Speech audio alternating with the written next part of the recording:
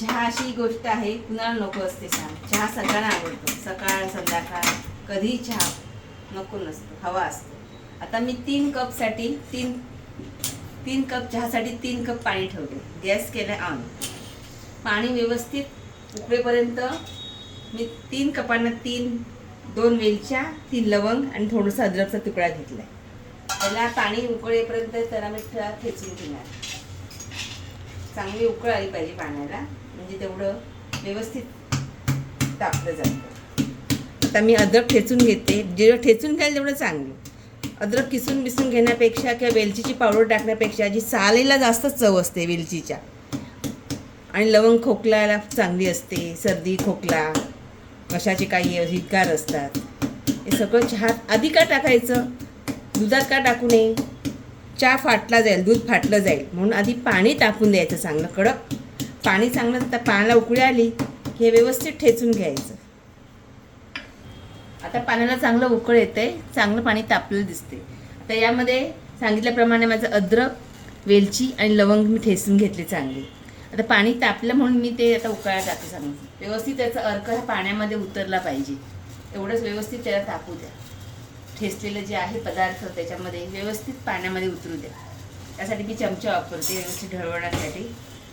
चांगलं गरम होऊ दे.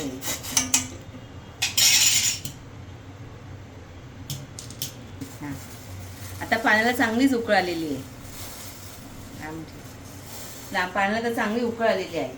आता जसं काही लोकांना जास्त साखर नाही लागत, जशी त्यांना साखर कमी गोड लागते, जास्त गोड लागते, त्याप्रमाणे साखर जवळ ठेवा. आता कोण वेगवेगळी चहा पावडर, आता मी सोसायटी चहा पावडर वापरते. आता 3 कप चहासाठी मी 3 कप चहा पावडर टाकते. 1 2 3. ओके. कमी जास्त गोड हवी लोकांना, काही डायबिटीस लोक साखर कमी खातात. जशी आवडेनुसार कमी जास्त तुम्ही साखर करू शकता. आता मी 3 कप चहाला, आम्हाला लोकांना चहाला साखर असं लागते म्हणून 1 2 3 कपला 3 कप मी साखर टाकली. आता याच्यामध्ये मी साखर, चहा पावडर, अद्रक, लवंग आणि वेलची टाकली. आता चांगला गॅस मी चांगला चढवला, फास्ट केला. आता त्याला चांगला आता उकळ येऊ द्या. एकीकडे मी दूध तापत ठेवले. दूध गरमच त्यामध्ये ओतायचं, थंड ओतायचं नाही, चहाची चव कमी होते. दूध तापलेलं आहे, मी बंद करून ठेवला गॅस. आता चहाला चांगली उकळ आली की दूध मी याच्यामध्ये ओतणार. आता चहाला चांगलाच उकळ आला.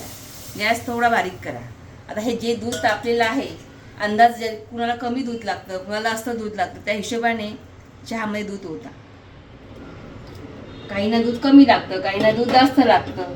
काही लोक कोराही चहा पितात. असा चहा कोराही छान लागतो. पण काहींना दुधाचा चहा लागतो. तर दूध अंदाजाप्रमाणे टाका. जास्त टाका, कमी टाका, तुम्हाला जसं पाहिजे तसं टाका. कमी पाहिजे कमी दूध टाका, जास्त पाहिजे जास्त दूध टाका.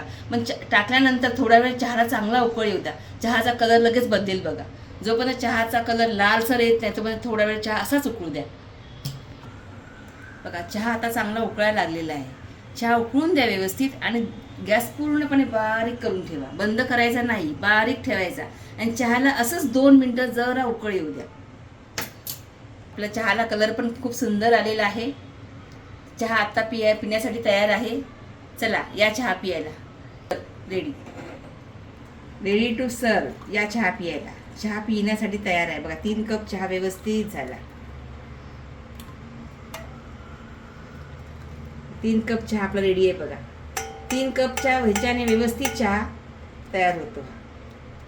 Ready to serve. ओके.